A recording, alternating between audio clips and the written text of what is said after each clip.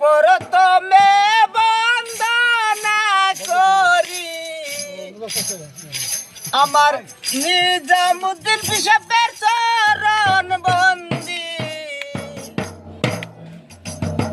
আমার পিসাবের নাম নিজামুদ্দিন। আঙ্গা মাটি বাড়ি তার, হায় মৌলা কে জানে গো বাবার মহিমা তোমার। হায় মৌলা কে জানে গো বাবার মহিমা তোমার।